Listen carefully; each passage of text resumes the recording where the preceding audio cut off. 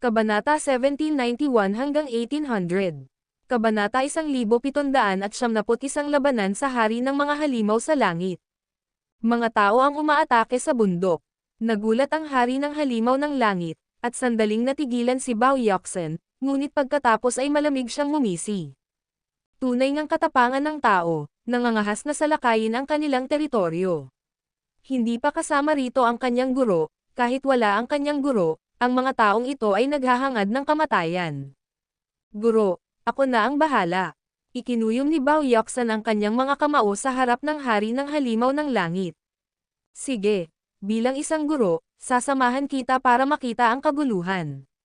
Haha, nakaramdam ng kawalan ng kakayahan ang hari ng halimaw ng langit ngunit humanga sa katapangan ng mga taong tagapagsakang ito, kapuri-puri ang kanilang katapangan. Lumabas ang guro at ang disipulo mula sa God Spring Temple, at nang marating nila ang mga pintuan ng templo, nakita nila ang tatlong taong cultivator kasama ang isang demonyong cultivator na binabaril ang mga Yellow Guard ng God Spring Temple. Tunay nga, ang God Spring Temple ay mayroong 36 na Yellow Guards, ngunit ngayon, ang bilang ng mga Yellow Guards ay wala pang 10. Nakita ng hari ng halimaw ng langit ang mga itim na palaso na tumatalsik mula sa kalangitan, dahilan para mabilis na matamba ang mga dilaw na gwardya, habang hindi naman napigilan ng iba pang mga dilaw na gwardya ang pagsulong ng apat na ito. Pinaikit ng hari ng halimaw ng langit ang kanyang mga mata, pagkatapos ay isang matalim na liwanag ang kumislap habang sumigaw siya, araw ng Diyos ng impyerno. Hay, huminga ng malalim si Bao Yoksen, nakita rin niya ito. Sa apat na iyon, isa ang may hawak ng palaso ng Diyos ng impyerno, at umasa sila rito para patayin ang mga dilaw na gwardya. Ang mga Yellow Guard ay nasa Grand Beginning Early Realm, habang ang may hawak ng Hell God's Arrow ay nasa middle stage lamang ng Heaven Realm, ngunit dahil sa Hell God's Arrow, hindi nakatiis o nakaiwas ang mga Yellow Guard, dahil kayang kurbahin ng Hell God's Arrow, ibig sabihin, sinumang matamaan ay tiyak na mamamatay. Nanliligaw ng kamatayan. Biglang galit na sigaw ni Bao Yoksen, pagkatapos, habang huminto ang kanyang katawan, agad siyang sumulpat sa likuran ni Yusuf Zok, sabay hampas sa likod ng ulo ni Yusuf Zok. Hindi gumalaw ang hari ng halimaw ng langit, dahil ang mga taong iyon ay talagang walang kwenta, sapat na ang pag-atake ni Bao Yoksen ng mag-isa, kahit ang palaso ng Diyos ng impyerno ay hindi iyon mababago. Kalahating hakbang na lang ang layo ni Bao Yoksen para marating ang kaharian na iyon, dahil nalampasan na niya ang tugatog ng Grand Beginning High Realm, kaya naman hindi katakataka ang pagtawag sa kanya bilang isang top Primordial Realm Cultivator. Kaya naman ang kanyang bilis at lakas ay walang kapantay sa Demon Clan. Kaya naman, si Yusuf Zok ay nasa kalagitnaan ng isang kasiya siyang pagpatay dahil walang makakapidyo sa kanya, ngunit bigla siyang nakaramdam ng puwersa mula sa likuran na umaatake sa kanya, at nang sinubukan niyang umiwas, huli na ang lahat. Boom! Isang walang kapantay na puwersa na parang isang higanteng martilyo ang tumama sa likod ng kanyang ulo, dahilan para siya ay mawalan ng malay habang ang kanyang 7 butas ay agad na damyugo. Hindi siya makatayo sa kawalan at nagsimulang matamba. Ano? Nagulat sina Bao Yoksen at ang hari ng halimaw ng langit. Dahil ang suntok ni Bao Yoksen ay isang suntok na puno ng puot, isang buong puwersang pag-atake, at isang palihim na pag-atake. Kahit ang isang cultivator sa Grand Beginning High Realm ay dapat sanay namatay agad, na ang ulo ay siguradong nabasag, ngunit ngayon, ang ulo ng taong ito ay nanatiling buo. Mamatay ka. Nakabawi si Bao Yoksen at galit na muling sumugod, hindi pinansin sina Edric Wolf at Alejandro Newton, at muling lumitaw sa itaas ni Yusuf Zok, iniwas-iwas ang paa sa ulo ni Yusuf Zok. Tinatrito si Yusuf Zok na parang bola, ang sipa na ito ay mas malakas pa kaysa sa nakaraang suntok. Gayunpaman, ang hindi alam ni Bao Yoksen ay si Yusuf Zok, na nakapag-activate ng 81 purple blood beads, ay mayroong napakabilis na paggaling. Ang nakaraang pag-atake ay talagang nakapinsala sa kanya ng husto, na nakapinsala pa nga sa kanyang kaluluwa, ngunit dahil ang pinsala ay sa kanyang ulo, ang mga blood beads ay agad na kumalat, at ang lilang likido ay dumaloy, na halos agad na nagpanumbalik sa kanya, na nagpapatunay na siya ay tunay na isang hindi masisirang ipis. Nang makabawi, gulat siyang nakatitig kay Bao Yoksen habang patuloy itong natutamba, kaya nang muling tumalon si Bao Yoxan para umatake, malinaw ang isip ni Yusuf Zok at may kakayahang gumanti o hamarang. Napakalakas, hindi ko makita ang cultivation ng taong ito, isang nakakatakot na aura ang nagmumula sa loob niya. Nayanig si Yusuf Zok sa loob, walang iniwang oras para sa malalim na pag-iisip, mabilis na pinaandar ang kanyang Dantian cycle, pagkatapos ay biglang lumipad palabas ang power of the other shore, direktang binalot si Bao Yoxan sa loob ng other shore realm. Whoosh! Huminto ang paa ni Bao Yoxan nang wala pang 1 sentimetro mula sa tainga ni Yusuf Zok dahil nabalot siya ng kapangyarihan ng kabilang baybayin, at ang puwersa nito ay halos kapantay ng sa kanyang guro. Ngunit, nang siya ay magulat, si Yusuf Zok, na nahuhulog na, ay biglang tumilapon pataas, na parang bola ng kanyan, at agad na bumangga sa katawan ni Bao Yoxan. Lagok, isa itong brutal na banggaan, dala ang impact ng power of the other shore, kaya sa sandaling madikit ito sa kapangyarihang ito, naduraj ang depensa ng katawan ni Bao Yoxan, at sa sumunod na segundo, naduraj din ang kanyang katawan dahil sa banggaan ng power of the other shore na ito. Tunay nga, ang kapangyarihan ng kabilang baybayin, ay sumisira sa lahat, sumisira sa lahat. Bang! Isang ambon ng dugo ang pumutok sa kalangitan, biglang tumahimik ang kalangitan sa itaas ng Divine Spring Square. Natigilan din ang hari ng halimaw ng langit, dahil hindi niya inaasahan ang pagkamatay ng kanyang ikapitong disipulo ng ganito. Hindi niya man lang naisip kung ano ang nangyari, nang si Bao Yoxan ay nabangga hanggang sa mamatay. Walang oras para sumagip dahil hindi niya inaasahan na ang ganitong atake ay makakapatay kay Bao Yoxan. Phew! Habang kumakapit si Yusuf Zok, ang singsing ni Bao Yoxan ay nasabit sa kanyang mga kamay, habang ang lahat ng Yellow Guards ay mabilis na umatras na parang alon, habang sina Edric Wolf at Alejandro Newton kasama ang Tiger King, Duguan at Bugbog, ay lumapit kay Yusuf Zok. Lahat sila ay nasugatan dahil hindi talaga sila kayang makipaglaban sa mga Yellow Guards. Bitawan mo ang banal na kamalayan, malakas na kaaway. Sa sandaling ito ay tumangala si Yusuf Zok sa malayong harapan ng palasyo dahil nakatayo roon ang isang higanteng halos 3 metro ang taas na may malalapad na kamay at paa. Dati, wala siyang napansing anumang senyales ng buhay sa taong ito, kahit ipikit niya ang kanyang mga mata at gamitin ang banal na kamalayan ay hindi niya ito matukoy, ngunit malinaw na nakita ito ng kanyang mga mata. Ang taong mas malakas at mas nakakatakot kaysa sa napatay niya, at mula sa malayo, nakaramdam si Yusuf Zok ng isang di nakikitang presyon, isang pakiramdam na hinuhuli siya ng isang mandaragit. Guro, Hari ng halimaw ng langit. Nanginginig na itinuro ni Hari ng Tigre ang higanti sa harap ng templo, nanginginig na parang nilalamig, sa kanyang buhay. Nakita na niya minsan ang hari ng halimaw ng langit, nang pumunta siya sa templo ng banal na tore upang magbigay pugay, lumitaw ang hari ng halimaw ng langit, sumulyap siya mula sa malayo ngunit malinaw na naalala. Kaya, nakilala niya ito, iyon ay isa sa maalamat na sinaunang 3 hari, ang hari ng halimaw ng langit. Pasok, nakaramdam ng lamig si Yusuf Zok at, ikinumpas ang kanyang mga manggas, binalot sina Tiger King, Edric Wolf, at Alejandro Newton papasok sa Blue Sea at Cloud Sky. Ang sitwasyon ngayon ay magiging mabigat lamang para sa kanya ang pag-iwan sa 3 sa labas, kaya wala siyang ibang magawa kundi dalhin sila sa Blue Sea at Cloud Sky. Siyempre, alam niyang nasa panganib siya, malamang na hindi niya kayang makapasa sa pagsubok na ito. Umungol, lumipad palabas ang dragon ng kabilang baybayin, umiikot sa paligid niya, habang ang kapangyarihan ng kabilang baybayin ay walang humpay na dumadagandong, ang kanyang walang hanggang ginto na katawan ay ganap na lumitaw, kailangan niyang ibigay ang lahat, o tiyak na kamatayan.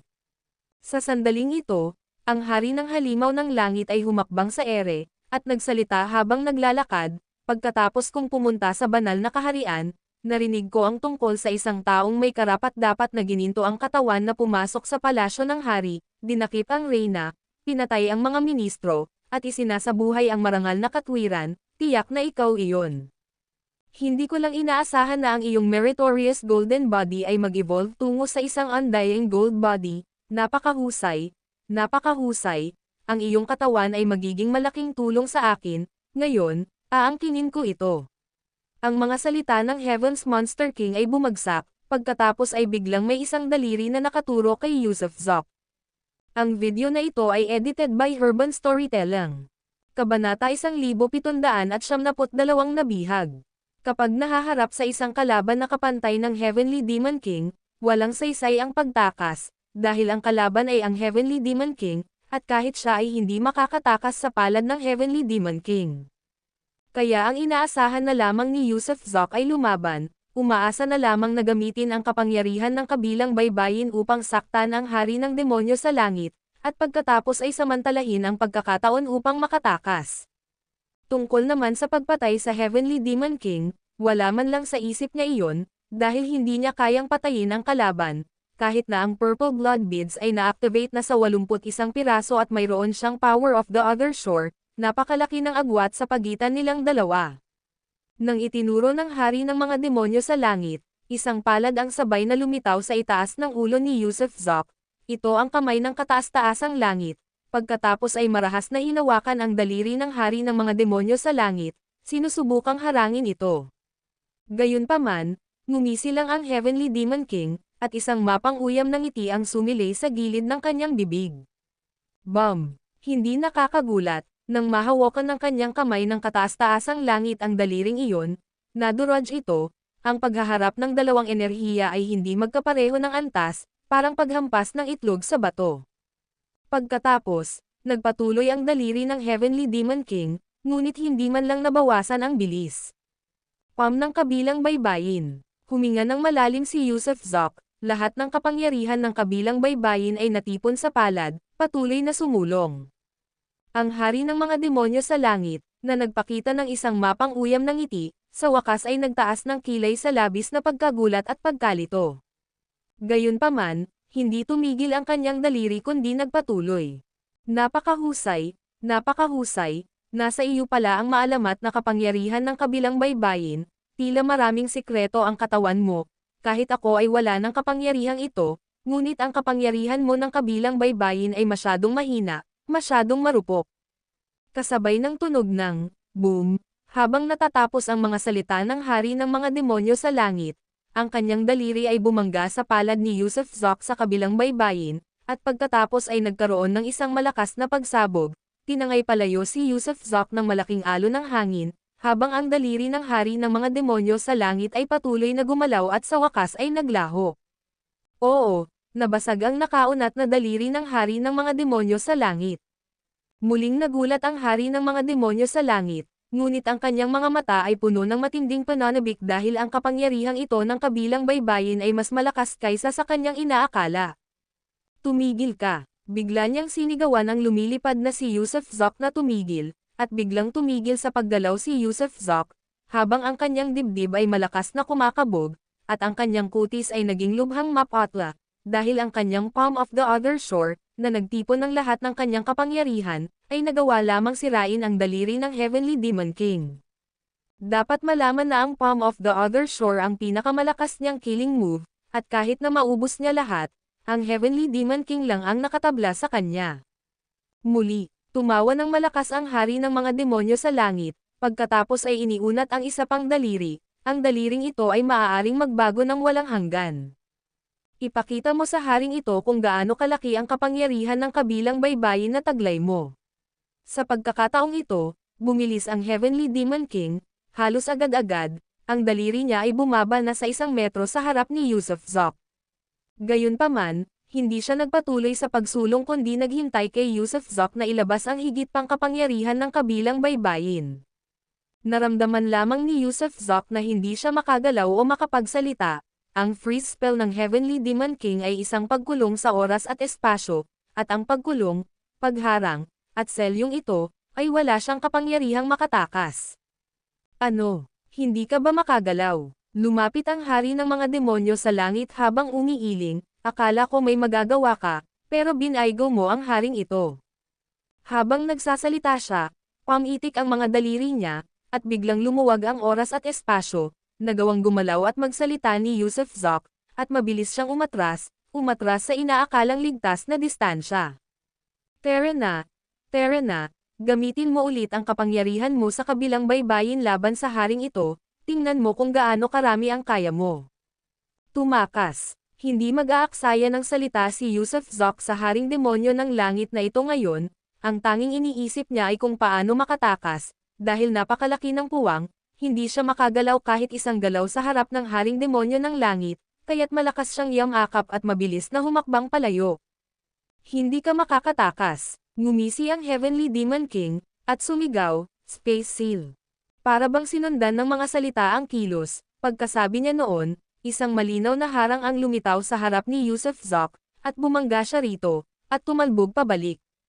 Bitawan mo ako. Hindi naniniwala si Yusuf Zok sa kasamaan, ang kanyang noo ay nagniningning sa dakilang liwanag, at ang epoch etching blade ay tumama patungo sa harang. Sizzle, mapa-grand light man iyon, o epoch etching blade, habang inaatake nila ang harang, may narinig silang nakakabinging tunog, pero, walang senyales na nawasak ang harang, walang silbi ang epoch etching blade. Siyempre, hindi kasalanan ng epoch etching blade, kasalanan ng kanyang kaharian, ng kanyang antas ng cultivation, na hindi kayang ilabas ang tunay na kapangyarihan ng epoch etching blade, kayang basagin ng kanyang grand light ang lahat, pero buhay pa ang Heavenly Demon King, ang selyo ay konektado sa kaluluwa ng Heavenly Demon King, kaya hanggat hindi papatay ang Heavenly Demon King, hindi maaaring basagin ang selyo. Si Yusuf Zok ay nasa kawalan ng pag-asa, pinagpapawisan ng husto. Ito ang pinakamalakas na kalaban na kanyang nakasalubong, ang tunay na pinakamalakas, walang banal na teknik o likas na espiritual na kayamanan, ang mga di magagaling na kayamanan ay walang silbi sa harap niya. Nabigo, dahil wala ka ng kapangyarihang labanan ang haring ito, patuloy na aatake ang haring ito. Mamatay ka para sa haring ito. Swoosh! Pop pop pop! Tinuro ng hari ng mga demonyo sa langit si Yusuf Zok ng 3 beses, gamit ang 3 daliri na nakaturo sa kanyang noo, dibdib, at tiyan. Halos agad-agad, pumailang lang ang singaw mula sa ulo ni Yusuf Zok, dumura siya ng dugo mula sa kanyang bibig, gumuho ang kanyang tiyan, at lumitaw ang isang malalim na hukay. Bukod dito, natuklasan niyang nabibitak ang kanyang bungo, nabasag ang kanyang mga buto sa dibdib, at maging ang lakas ng 3 daliri ay naging sanhi ng pagkabali ng mga buto ng kanyang mga paa at kamay.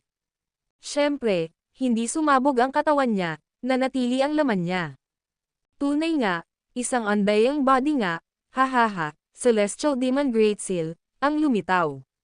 Tumawa ng malakas ang Heavenly Demon King, ibinuka ang kanyang mga daliri, at pagkatapos ay isa pang transparent na harang ang lumitaw, parang bowl ang kristal, direktang bumabalot kay Yusuf Zok sa loob. Lumiit, kasabay ng isang mahinang sigaw, mabilis na lumiit ang harang, kasama si Yusuf Zok sa loob. Sa isang kisap mata, ang malinaw na harang ay lumiit at naging kasing laki ng isang maliit na patak ng tubig, na parang isang gisantes, at sa loob ng patak na iyon, si Yusuf Zok ay buhay na gumugulong-gulong. Kawili-wili, napakabilis gumaling, tila ang iyong katawan ay puno ng maraming makalangit na kayamanan, ngunit hindi ka makatakas, hehe, pipinuhin ka ng haring ito, gagawing isang tableta ang iyong kakanyahan, ang iyong dakilang liwanag, ang iyong walang hanggang katawan, kaya makukuha ng haring ito ang iyong walang hanggang kakanyahan, ang haring ito ay susulong din ng mabilis, hahaha. Anihin, binuksan ng hari ng mga demonyo sa langit ang isang upo, isa itong lilang upo, nang hilahin ang takip. Ang patak na bumabalot kay Yusuf Zok ay direktang hinigop papasok. Agad na nahulog si Yusuf Zok sa walang katapusang kadiliman, kung saan walang espasyo, walang hangin, walang liwanag, walang oras, wala kahit ano, kahit ang grabidad ay wala.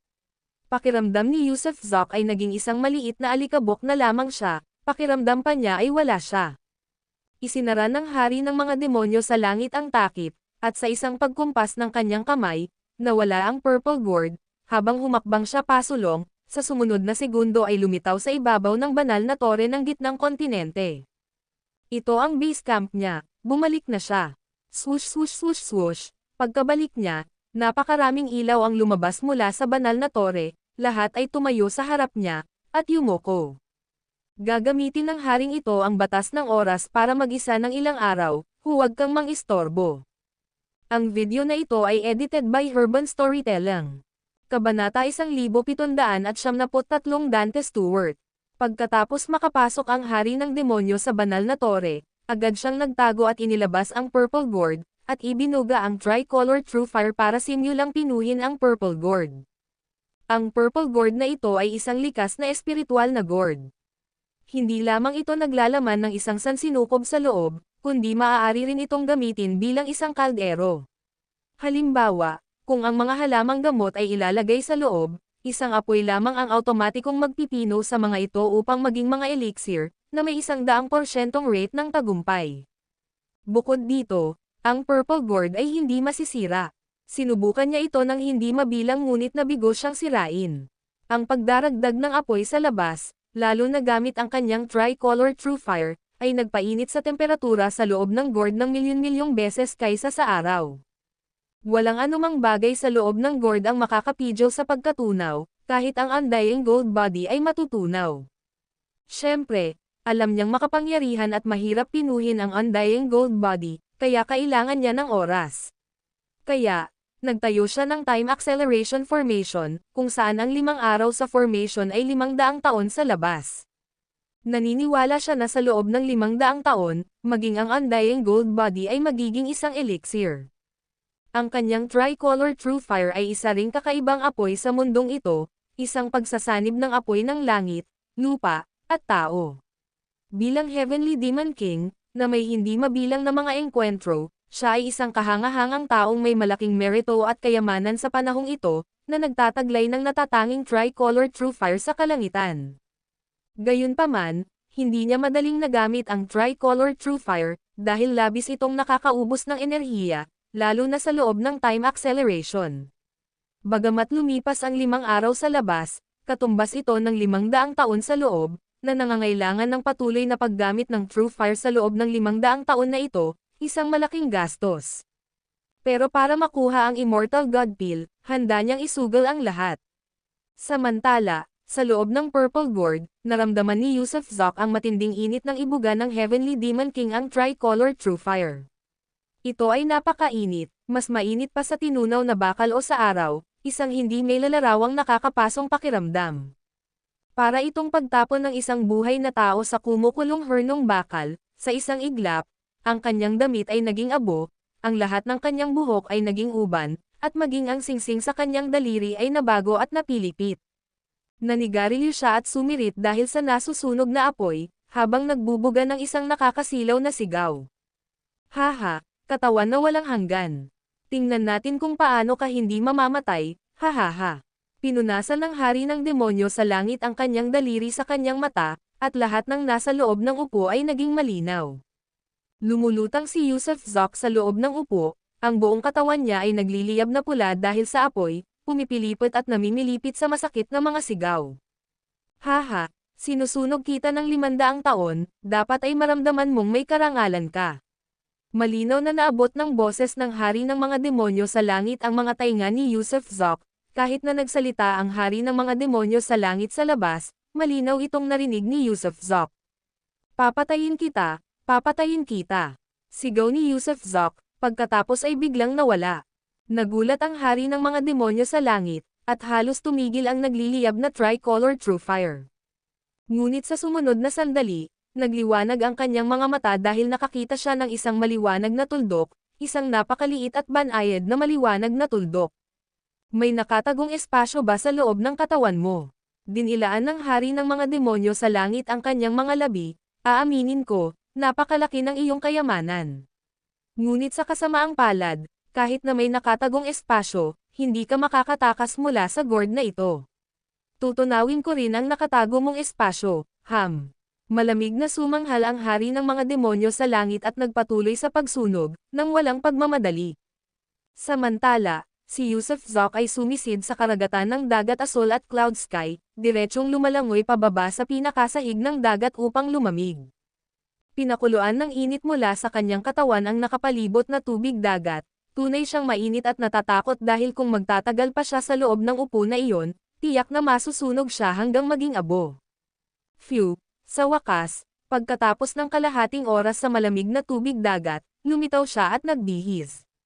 Pagkatapos ay ipinikit niya ang kanyang mga mata upang damhin, napagtanto niyang naroon pa rin ang init mula sa labas, nagliliyab pa rin ang apoy, at sumisirit ang asol na dagat at ulap na langit. Ang pagpipino ng Blue Sea at Cloud Sky ay katumbas ng pagpipino ng isang malaking mundo, at ang Heavenly Demon King ay tunay na nagtataglay ng ganitong kakayahan. Kahit nakapasok na siya sa Blue Sea at Cloud Sky, hindi pa rin niya matatakasan ang Purple Gourd. Sa ganitong bilis, ang dagat na asul at ang langit na ulap ay kalaunan ay mapipino rin. Ano ang dapat kong gawin? Nakaramdam ng lamig si Yusuf Zok sa kanyang puso, sandaling nawalan ng malay.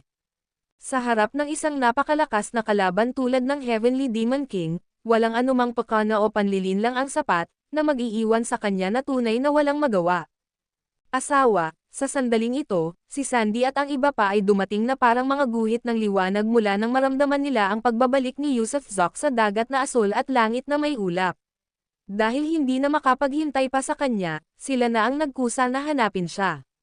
Naroon si Sandy, kasama sina Edric Wolf, Alejandro Newton, Noel Mackay, Kyla Webb at Ellen Webb mula sa pamilya Webb, 1,000 celestial beasts, si Elf Mary, at maging ang anak ng hari na si Seventh Princess at ang kanyang mga katulong na babae.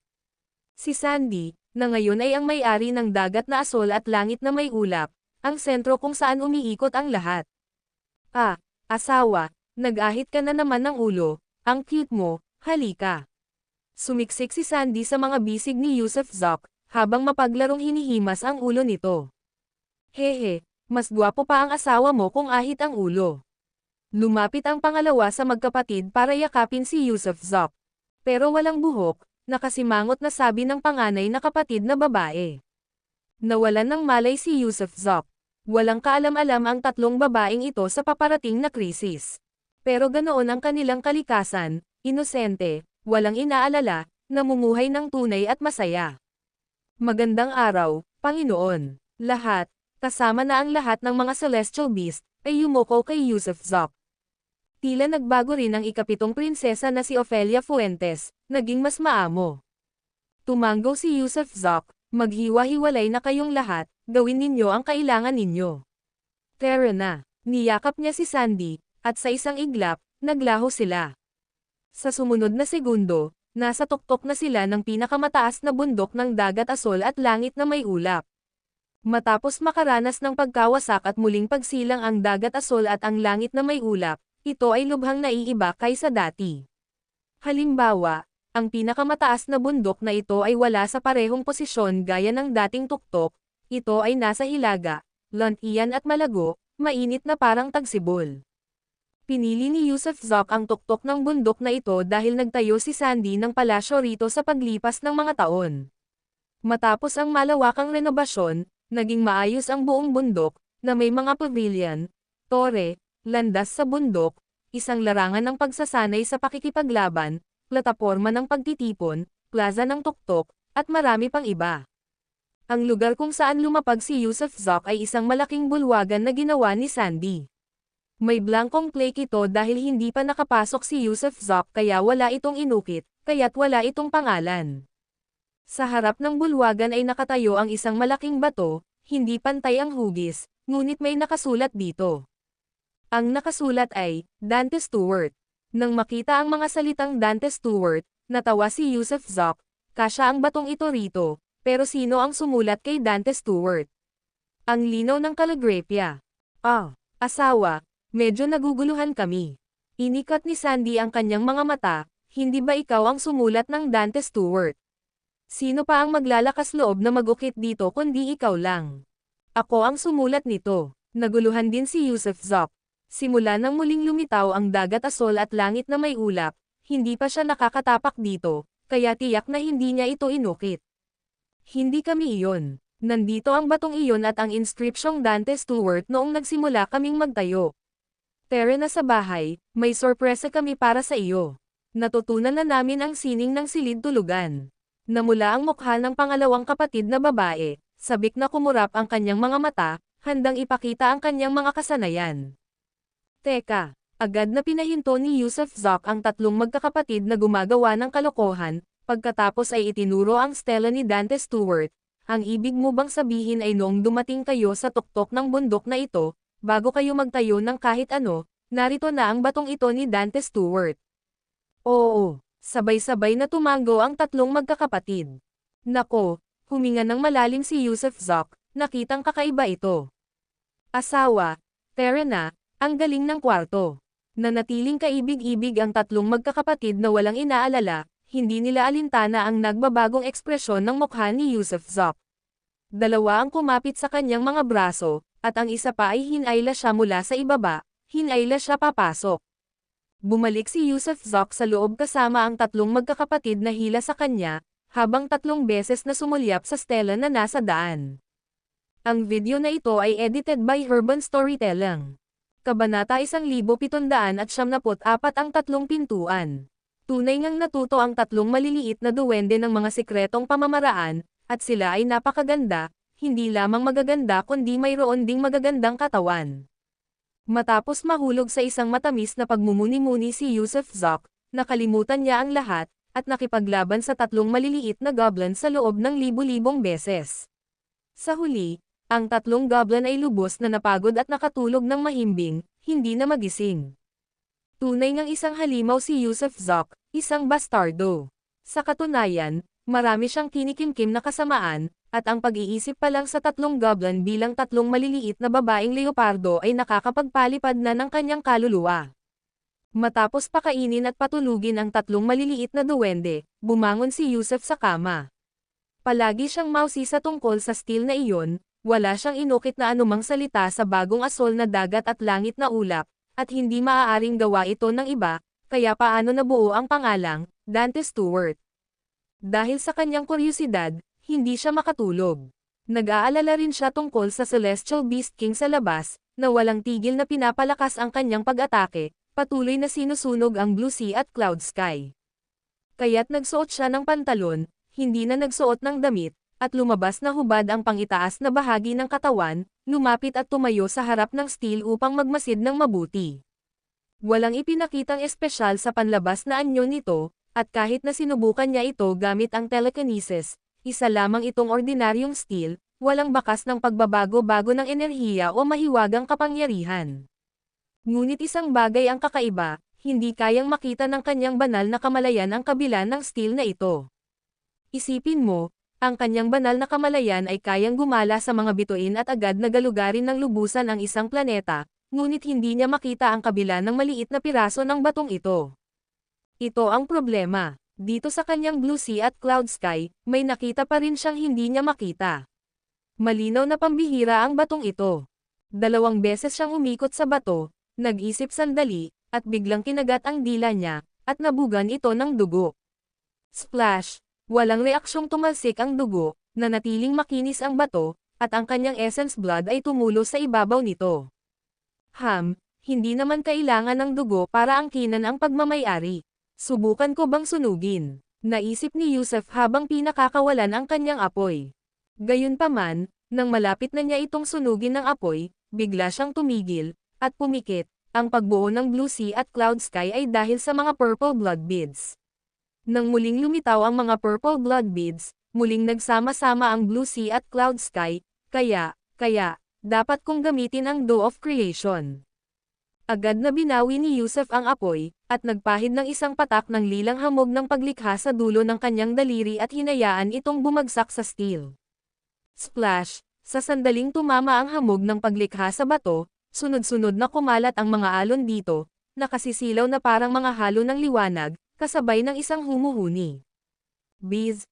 Kasabay ng humuhuni, at habang kumakalat ang mga halos-halo, isang daanan ang bumukas sa steel, nakahawig ng hugis ng isang tagapagsalita, makitid sa loob at malapad sa labas, paikat-ikot na parang imbudo, na bumubukas sa isang hindi kilalang destinasyon. Bukod dito, nang bumukas ng tuluyan ang daanan, nagsimulang umatras ang mga halo ng liwanag na parang malapit ng magsara. Hindi bale, akin pa rin ang asol na dagat at ulap na langit. Nagmamadaling pumasok si Yusuf nang malapit ng magsara ang daanan. Whoosh! Pagpasok niya sa steel, nawala ang mga halos parang ulap, nawala ang daanan, at bumalik sa normal ang steel. Gayunpaman, sa loob ng steel, nagulat si Yusuf, dahil mayroong kakaibang pakiramdam ng pagiging pamilyar, na para bang nakapunta na siya rito dati. Ang aklat sa langit, tama, noong pumunta ako sa mundong ilalim at nakita ang aklat sa langit, halos ganito ang dating. Biglang naalala ni Yusef ang pagpasok niya sa mundo ng aklat sa langit, nakatumbas ng maraming bituin at mga eroplano, na nagpapahintulot sa kanya na subaybayan ang buong nakaraan at kasalukuyan ng isang tao sa pamamagitan ng pagpili ng mga eroplano, bituin, at mga panahon. Ang pagkakaayos dito ay katulad ng aklat sa langit, hindi magkapareho, ngunit nasa parehong kategorya. Nakakita siya ng 3 portal, walang markang langit, lupa, at tao, kundi may nakasulat na, kapangyarihan ng kabilang baybayin, immortal, at kapalaran. Maluwalhating damaloy ang mga salita sa 3 portal na ito, kapangyarihan ng kabilang baybayin sa kaliwa, immortal sa gitna, kapalaran sa kanan. Medyo nalito si Yusef ngunit nasa sabik din, iniisip kong ang mga portal na ito ay kumakatawan sa pinto ng kabilang baybayin, pinto ng immortalidad, at pintuan ng tadhana. Kung totoo iyan, siguradong may panalo ako. Tuwang-tuwa na ikinumpas ni Yusef ang kanyang kamao, na unang humakbang patungo sa pinto ng kabilang baybayin. Splash! Habang papasok siya na may isang paa at kalahati ng kanyang katawan, naramdaman niya ang walang katapusang kapangyarihan ng kabilang baybayin sa loob niya. Ngunit, sa sandaling iyon, narinig niya ang isang tinig, natuklasan ang kawalan ng kapangyarihan ng kabilang baybayin sa hukbo, hindi pinayagang makapasok. Bam! Gamit ang isang napakalakas na puwersa, si Yusef, na nataranta, ay biglang tumilapon at bumagsak sa lupa. Sus Mariosep! Galit na napatalon si Yusef. Ang dating boses ay parang robot, halatang hindi tao. Walang kapangyarihan ng kabilang baybayin ang punong abala. Hindi pinayagan makapasok, parang nagsusuka ng dugo si Yusef, pinto niya iyon pero hindi siya makapasok. Sus Mariosep! Ilang beses siyang nagmura pero kinailangan niyang tanggapin ang realidad na ito, pansamantalang sumuko sa pinto ng kabilang baybayin. Napakaraming kapangyarihan ng kabilang baybayin doon, kung makakakuha lang ako ng kahit kaunti, aapaw ang aking dantian. Panaghoy ni Yusef, bigo ngunit walang kapangyarihan, nawawala ang kanyang kapangyarihan ng kabilang baybayin. Kung gayon, subukan natin ang pinto ng immortalidad.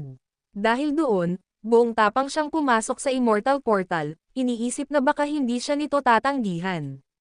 Ngunit, habang iniisip niya ito, habang papasok na may isang paa at kalahati ng kanyang katawan, may isa pang boses na narinig, katulad pa rin ng dati, natukoy na ang mababang kaharian ng host, hindi na maa-access ang immortal portal.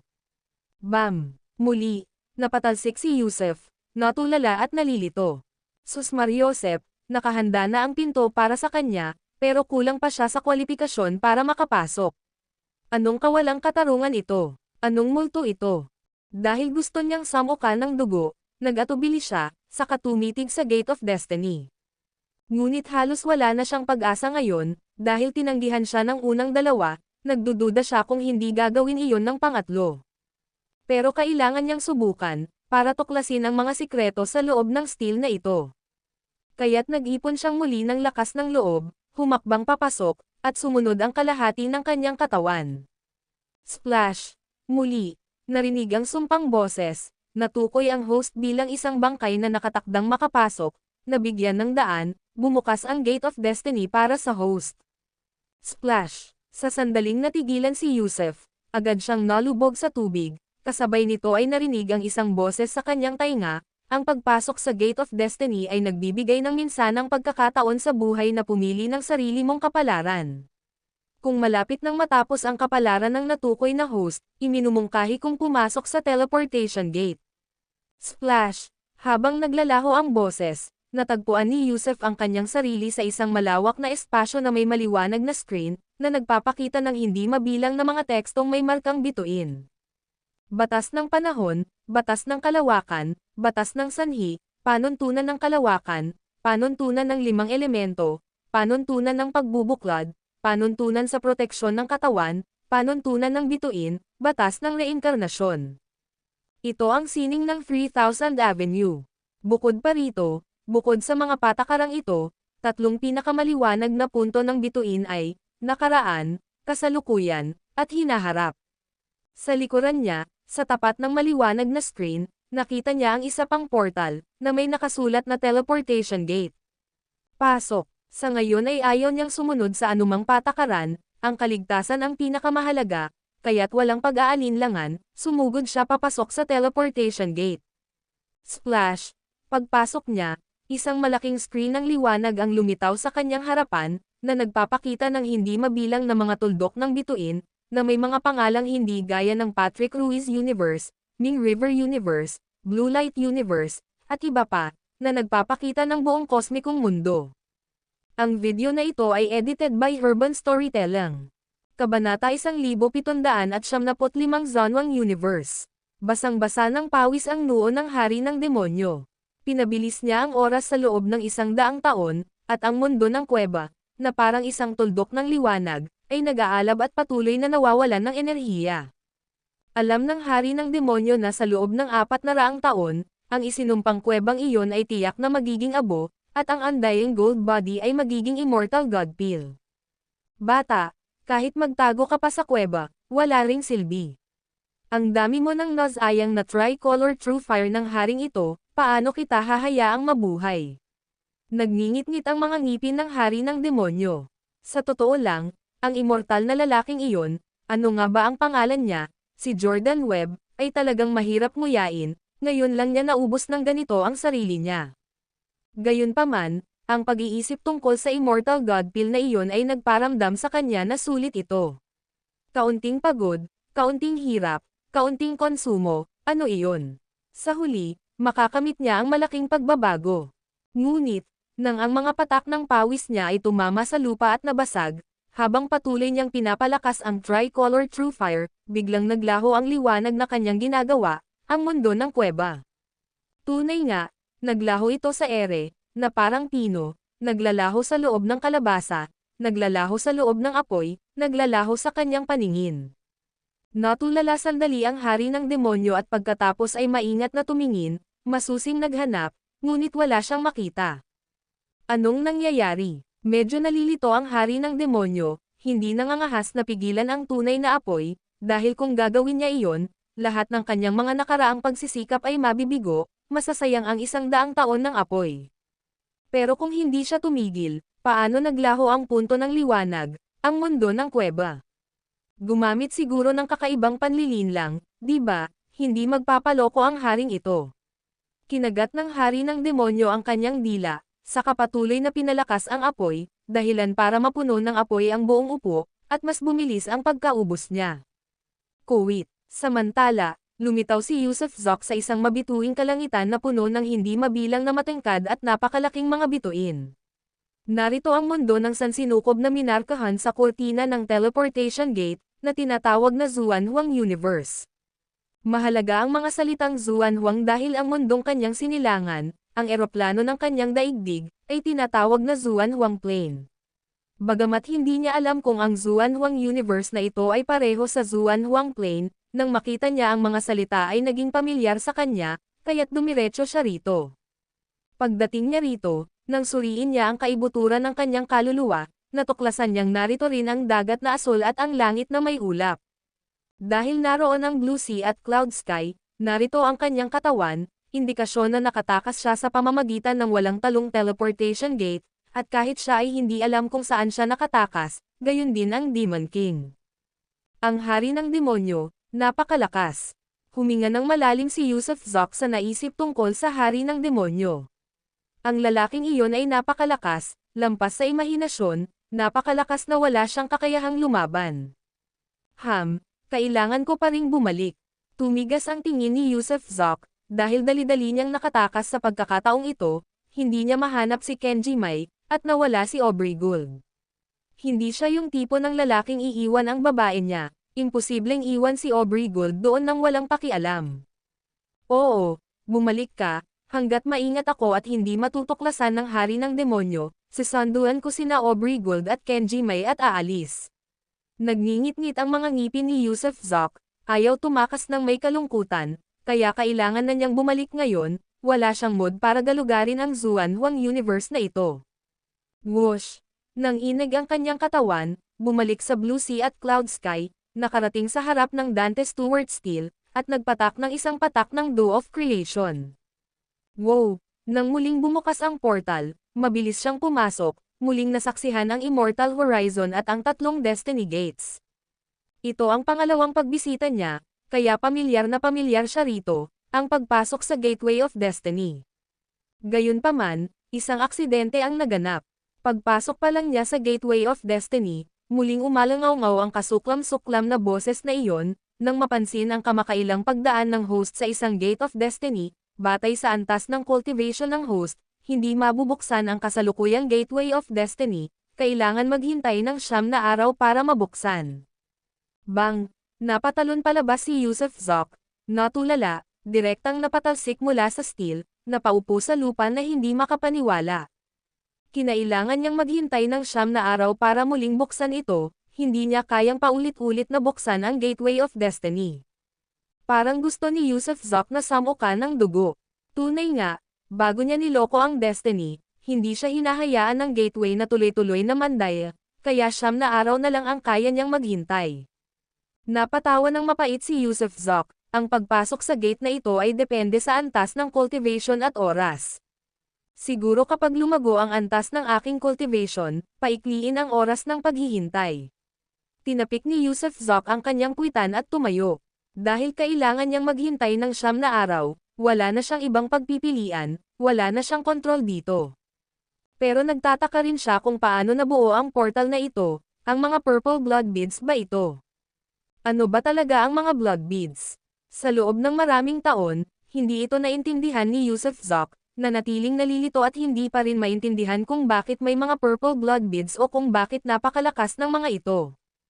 Hindi alam ng lahat, siya ay isa lamang host ng purple blood beads. Kung gayon, lumabas muna tayo. Habang gumagalaw ang banal na kamalayan ni Yusuf Zok, lumabas siya sa dagat asol at langit na may ulap. Gusto niyang makita kung ang Xuanhuang universe na ito ang mundo ng kanyang bayan.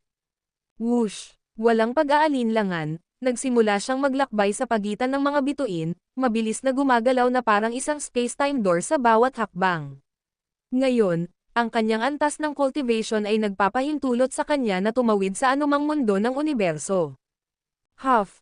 Pagkalipas ng kalahating oras, lumapag siya sa isang luntiang planeta, at nakita niya ang mga tao, mga demonyong tagapag-alaga, at mga duwende na naninirahan doon. Kamukhang kamukha niya ang mga taong iyon. Ito ang Mortal Realm Plane. Huminga ng malalim si Yusuf Zok, ang espiritual na enerhiya sa planetang ito ay pangkaraniwan lamang, hindi celestial o divine aura. Wala, may Panginoon. Habang nakapikit siya para damhin ang buong planeta, biglang, isang napakalaking presensya ang mabilis na sumugod mula sa isang mortal na lungsod patungo sa kanya. Swish! Ang presensya ay may dalang banal na kamalayan, na direktang bumababa sa itaas ng kanyang ulo. Sino ka? Malamig ang boses. Mabilis na hinanap ni Yusuf Zok ang lokasyon kasunod ng bakas ng presensya. Isa itong lungsod, at sa loob nito, isang malaking bahay aliwan, at sa loob ng bahay aliwan, isang lalaki ang umiinom ng alak na gawa sa bulaklak, niyayakap ang mga babae sa magkabilang panig habang nagpapalitan at nagbabanggaan ng banal na kamalayan kay Yusuf Zok. Namangha si Yusuf Zok, hindi niya matukoy ang antas ng cultivation ng tao, imposibleng makita ang kabuuan niya. Kinabahan si Yusuf Zok, sa mundong ito, sa malawak na sansinukob na ito, gaano karami ang malalakas na kalaban. Dadaan lang ako, pasensya na sa istorbo. Nais ni Yusuf Zok na maiwasan ang pagkakagulo, dahil ramdam niyang kahit hindi kasing lakas ng hari ng demonyo ang taong ito, hindi naman siya nalalayo, hindi talaga siya isang kalaban na kayang kalabanan. Kaya nagplano siyang umalis agad. Masyadong mapanganib ang sansinukob, gusto na niyang bumalik sa dagat na asol at langit na may ulap. Gayunpaman, nang balak na niyang umalis, tumanggi ang isa pa na pakawalan siya. Swish! Bago lumitaw si Yusuf Zok ay isang multo, isang imahe, hindi ang tunay na katawan, ngunit kapareho ng tunay na anyo ng lasing na lalaki. Nangangahulugan ito na ang taong ito ay maaaring mag-ipon ng enerhiya sa isang anino, direktang lumalapit kay Yusuf Zok, na napakalakas, kaibigan, dahil nandito ka, bakit hindi ka bumaba para uminom? Kung aalis ka ng ganito, iisipin kong napakabastos mo. Tumalim ang tingin ni Yusuf Zok, ayokong magkaroon ng gulo, umalis ka kung matalino ka. Ang video na ito ay edited by Urban Storytelling. Kabanata 1776 na Panginoong Joseph Dale. Ayokong magdulot ng gulo, kung matalino ka, umatras ka. Nanigas ang katawan ni Yusuf Zoc, ang pagdating ng kabilang panig ay isa lamang clone, kaya pa rin niyang makatakas. Dapat mong malaman, ang kanyang ikatlong mata ay may tungkuling pumatay ng mga banal na kaluluwa noong unang panahon, at ngayon ay umunlad na ito sa sinful light at grand light, na kayang lipulin ang anumang energy body. Kaya hindi siya napigilan ng clone na ito. Gayunpaman, hindi lamang hindi nagalit ang lalaki, sa halip ay tumawa pa ito ng malakas. Nako, ang init ng ulo mo, taga-Earth ka ba? Natigilan si Yusuf Zoc, anong nangyayari? Hindi ka ba dumaan lang? Naaalala kong Earth lang ang gumagamit niyan. Tumawa ng pilyo ang lalaki, bro, ano nga pala ang apelyido mo? Huwag mong sabihing taga-daigdig ka rin. Napuno ng mga bituin ang mga mata ni Yusuf Zoc, ano ba to, bakit may mga taga-daigdig saan man siya magpunta? Kumalat ang mga taga-daigdig sa buong sansinukob. Umikot ang tingin ng lalaki, hindi ako tagalupa, kayong mga bading ay mga tagalupa. Hindi, nagulat si Yusuf Zoc, hindi naman siya tagalupa, pero alam niya ang tungkol sa pagdaan. May kilala akong ilang tagalupa at nanirahan ako roon ng ilang taon, pero matagal ko nang hindi nakikita ang mga yan. Tara, bumaba ka, samahan mo akong uminom. Inanyayahan si Yusuf Zoc ng aparisyon ng enerhiyang ito, habang kumikindat ng may tuwa. Naisip ni Yusuf Zoc, kahit na mas mataas ang antas ng cultivation ng taong ito kaysa sa kanya, malabong mapatay niya si Yusuf. Kaya, bigla siyang ngumiti, pinagsalikop ang mga kamao, bakit hindi ako maglakas loob?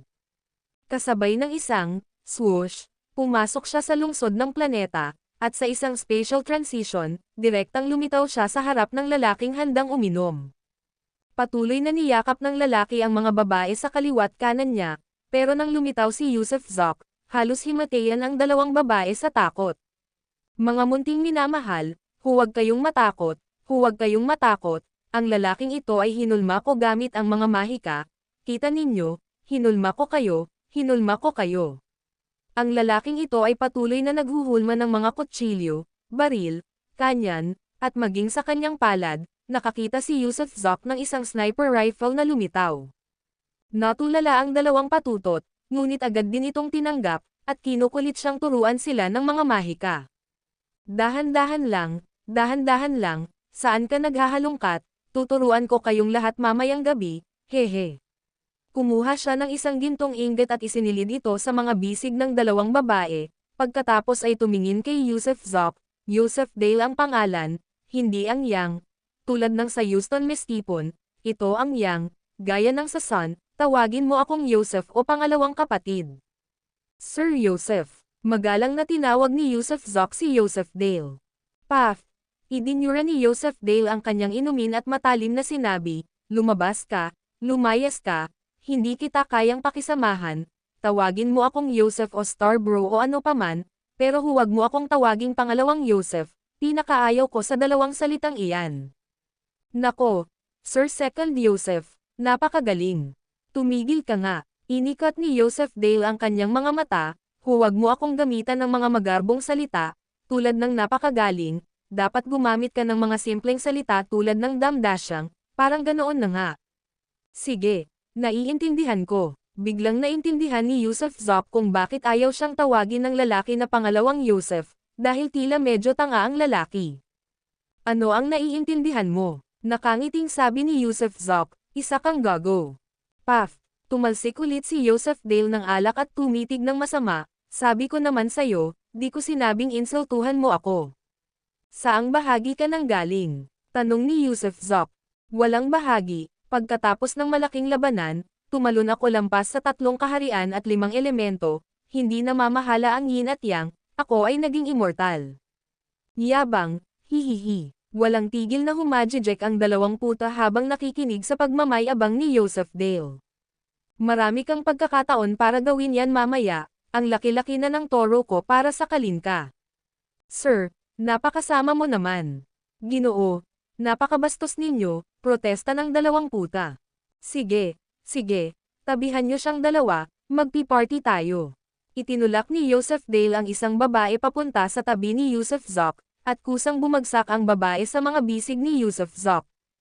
Tumawa ng malakas si Yusuf Zoc, sa mga babae, marami ako, para sa iyo ito, gawin mo ako ng mesa na puno ng mga bagong inumin at putahe, ang saya ko ngayon.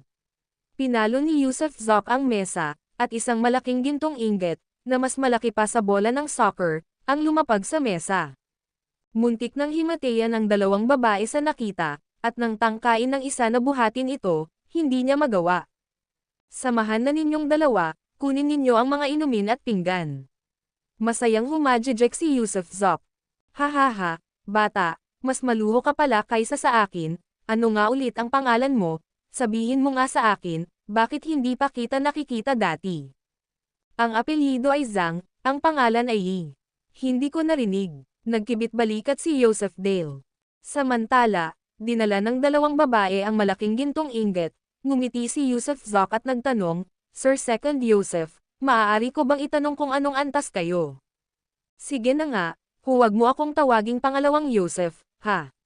Baka magalit talaga ako. Tinitigan ni Yusuf Dale si Yusuf Zoc, na tila naiirita talaga.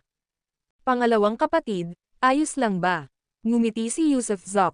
Parang ganoon na nga, tumawa si Yusuf Dale, sa totoo lang, ang level ko ay Supreme Dao Lord Realm, isang manipis na patong lang ang layo mula sa bastardo na may apelyidong Chu.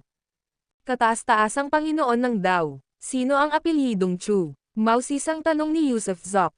Hehe, kung hindi mo alam, kalimutan mo na, bata, maayos ang kalagayan mo ngayon, malapit ka na sa Heavenly Convergence Realm, hindi naman masama. Naguluhan si Yusuf Zoc, nasa Heaven Realm na siya ngayon, at ang susunod ay dapat na Grand Beginning Realm, bakit biglang may Heavenly Convergence Realm? Hindi mo ba alam? Kumunot ang noo ni Yusuf Dale matapos makita ang naguguluhang ekspresyon ni Yusuf Zoc, naglilinang ka ba sa ibang universo? Kung hindi, paano mo hindi malalaman ang tungkol sa Heavenly Convergence at Dao Lord? Tama, nasa Blue Light Universe na ako dati. Kara-rating ko lang sa Yanhuang Universe na ito. Paf, napatalon si Yusuf Dale, anong sabi mo? Sabi mo nasa Blue Light Universe ka. Yung pinamumunuan ng mga transgender. Yung nakikipagdigma kay Old Chu. Pinamumunuan ito ng mga transgender, pero wala akong alam tungkol sa mga digmaan.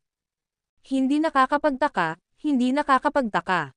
Umupo ulit si Yusuf Dale, saka nagkibit balikat, magkapareho ang paraan ng paglilinang ng kanilang sansinukob, pero magkaiba ang terminolohiya, lahat ay magkakatulad. Kung gayon, maaari ko bang itanong, ano ang hinahanap ng Grand Beginning Realm? Sinamantala ni Yusuf Zoc ang pagkakataon, dahil si Yusuf Dale ay isang napaka-eksperto, maaaring makakuha siya ng ilang impormasyon mula rito. Ito ay Dao Lord Realm. Ang mga Dao Lord ay karaniwang mga nilalang na lumalampas sa 3 realms at 5 elemento, hindi tinatablan ng yin at yang, halos immortal, ngunit ang mga Dao Lord na may mataas na antas ay bibihira. Para sa mga Supreme Dao Lord, napakakaunti lang sa All Heavenly Universe, buti na lang at isa ako sa kanila. Malaki ba ang paghanga mo sa akin? Sa tingin mo ba ay napakapambihira ko? Sa totoo lang, hindi ako mag-aatubiling sabihin sa iyo, sa All Heavens and Myriad Realms, kakaunti lang ang makakatalo sa akin. Nakikita kong kakaiba ang istruktura ng buto mo, isa kang henyo sa martial arts, bakit hindi ka mag-apprentice sa ilalim ko, tuturuan kita kung paano maging mahusay at ililipad kita. Paf, sa pagkakataong ito, si Yusuf Zoc na ang mag-spray, walang pidgel na nagyabang itong si Second Master Yusuf, walang pansala ang pagsasalita niya, talagang katangahan ang amon na ito. Ang video na ito ay edited by Urban Storytelling. Kabanata 1777 ang pinakamalaki sa mundo. Oy, pare, ang mundo ay nasa Zanwang Universe din ba? Si Yusuf Zoc, ang tusong lalaking ito, ay talagang marunong magpatamis ng pananalita. Total, marami naman siyang gustong malaman, kaya sa bawat pangungusap ay sinasabi niyang pare, na ikinatutuwa ni Yusuf Dale. Umiling si Yusuf Dale, hindi, ang Zanwang Universe ay ang Zanwang Universe, ang Earth ay wala sa mundong ito ng universo. Kung gayon, saang universo matatagpuan ang daigdig? Tanong ni Yusuf Zoc na may kuryosidad. Wala talaga, Matagal nang nabuo ang daigdig bilang isang malaking sansinukob ng mag-isa. Ang daigdig ay isang dakilang sansinukob. Hindi kaya. Paano magiging hiwalay na sansinukob ang daigdig? Naguguluhan na tanong ni Yusuf Zok. Ang lalaking may apelyidong Chu ang may gawa nito, ang daigdig ang bayan niya, ang lungga niya, kaya matagal na niyang pinutol ang mga landas mula daigdig patungo sa iba pang mga universo, dimensyon, at mga katulad nito. Sino ba talaga itong lalaking may apelyidong Chu? Mausisang tanong ni Yusuf Zok. Siya. Binuka ni Joseph Dale ang kanyang bibig, pagkatapos ay biglang hininaan ang kanyang boses at sinabing, isa siyang bastardo, kontrolado ng lalaking iyon ng tadhana, at kalaunan, sumanib siya sa pinto ng kabilang baybayin, para makapunta ang lalaking iyon sa kahit anong universo sa pamamagitan ng pinto ng kabilang baybayin. Ganoon ba? Nagulat si Yusuf Zok. Mukhang makapangyarihan talaga ang lalaking may apelyidong Chu. At saka lamang bumalik ang dalawang patutot na umalis kanina, bawat isa ay may dalang malaking palanggana, mainit ang singaw at naglalabas ng bango na pumuno sa silid. Sumulyap si Yusuf Zok sa dalawang papalapit na patutot ngunit hindi niya sila sineryoso, at nagpatuloy sa pagtatanong, taga-daigdig din ba siya? Mabuti na lang at ipinanganak sa mundo, isa siyang ambisyoso na tao, sige, huwag mo na siyang pag-usapan, ang bastos na yun ang pinaka-nakakainis, ang pag-alala pa lang sa kanya ay malas na ako, ang makita siyang nagdudulot ng napakalaking malas para sa akin. Bakit naman? Paano ko malalaman kung bakit? May conflict kami ng lalaking yan, sa tuwing kinukwento ko sa kanya, parang. Hindi pa tapos magsalita si Joseph Dale nang biglang mapansin ni Yusuf Zok na ang mga puta na may dalang dalawang malalaking palanggana ay nakasunod na kay Joseph Dale, pagkatapos ay biglang umikot ang isa sa mga babae, at pagkatapos, ang palangganang dala niya ay direktang nabaliktad. Splash! Swoosh! Walang anumang babala, ni hindi man lang binigyan ng oras si Yusuf Zok para balaan siya, isang palanggana ng masarap at mainit na sopas ang direktang bumuhos sa ulo ni Joseph Dale. Ah! Shit! Sigaw ni Joseph Dale at napatalon, at nang sumandal siya patalikod ay nabangga niya ang isa pang puta, at nabuhos din ang isa pang mangkok ng sopas sa kanyang ulo. Natulalang nanood si Yusuf Zok, hindi naman sa hindi malakas si Joseph Dale, hindi naman sa hindi siya nagre-react, nagkataon lang talaga, napakamalas. Takot na takot din ang dalawang puta, mabuti ang kanilang intensyon, matapos nilang maglaga ng dalawang palayok ng pinaghalong sabaw na parang latigo, ngunit sino ang mag-aakala na mabubuga ang lahat ng ito sa ulo ni Ginoong Yang? Hindi nila ito sinasadya. Si Joseph Dale ay may iba't ibang parang latigo na nakasabit sa kanyang ulo na parang mga bituka, ang buong tao ay nakaupo sa lupa na tulala. Noong una, medyo masakit, pero paano naman ang cultivation level niya? Hanggat gumagamit siya ng isang cycle ng chi, ano pa bang sakit o init ang meron ngayon? Pero nakatulala pa rin siya, nakaupo roon ng walang hiya na parang gustong umiyak. Mabilis na tumayo si Yusuf Zok at inalalayan ang braso nito, bro, ayos ka lang ba? Ayos ka lang ba? Sabi ko na nga ba, sabi ko na, sinabi ko na, pagbanggit ko pa lang sa kanya, malas ako, kapag may bumanggit ulit sa akin ng lalaking may apelyidong Chu, papatayin ko ang buong pamilya nila, lilipulin ko ang buong pamilya nila. Nabaliw ang lalaki, malas talaga siya, walang exception, hindi man lang niya mabanggit, parang sumpa, walang kalutasan. Hindi rin kapanipaniwala para kay Yusuf Zok, ang ganitong uri ng pagkakataon, ang ganitong uri ng malas na pagkakataon ay taliwas sa batas ng sansinukob, kasabay nito ay napakamalas naman ng Master Yang na ito, nakaramdam pa siya ng kaunting simpatiya para sa walang hiya. Guro, hindi po namin sinasadya, sa totoo lang. Gumapang ang dalawang puto palapit kay Joseph Dale, patuloy na yumuyuko, talagang takot na takot sila. Hindi mo kasalanan yan, hindi ko masisisi kayong dalawang mahihinang babae, bukod pa riyan, hindi man lang ako nasaktan, kahit isang pulang marka. Kahit tila medyo manhid at mahilig magyabang si Joseph Dale. Prangka siya at hindi niya sinisi ang mga babaeng nabubuhay sa pagbebenta ng kanilang katawan, sa halip ay nagsalita siya habang tinatanggal ang iba't ibang latigo sa kanyang ulo at isinubo ang mga ito sa kanyang bibig. Nako ang sarap, bilisan mo at maglaga ng 2 pang kaldero at dalhin mo, tumawag ka ng maglilinis nito, Sus Mariosep, huwag mong banggitin ang lalaking may apelyido. Habang sinasabi niya ito, agad na tinakpan ng halimaw ang kanyang bibig, mukhang nakakatawa. Huwag mong banggitin, huwag mong banggitin. Paulit-ulit na ikinakaway ni Yusuf Zok ang kanyang kamay, hindi na talaga nila ito mabanggit. Sige, huwag mong banggitin, kailangan ko nang magpalit ng damit. Tumayo ang lalaki, saka nahihiyang naghubad. Ha ha ha, tumawa si Joseph Dale ng may pagmamalaki, pakiramdam mo ba ay mababa ang tingin mo? Maraming tao ang nakakaramdam ng mababang tingin kapag nakikita nila ang batang Panginoong ito, hindi nila mapigil ang ipanganak na ganito. Ano sa tingin mo, malaki ba ito? Dagdag pa ni Joseph Dale sa kanyang kay-abangan. Namumula ang dalawang patutot ngunit sabay-sabay nilang sinabi, mas malaki pa sa baka, ang pinakamalaki sa mundo. Oo, ang pinakamalaki sa mundo. Napanganga si Joseph Dale at tumawa. Hindi nakapagsalita si Yusuf Zok. Nagbihis siya, at pagkatapos maglinis at makapaghanda ng bagong mesa ng pagkain ang mga katulong ng bahay aliwan, saka lang sila muling umupo, at patuloy na nagtanong si Yusuf Zok, "Bro, anong ginagawa mo rito?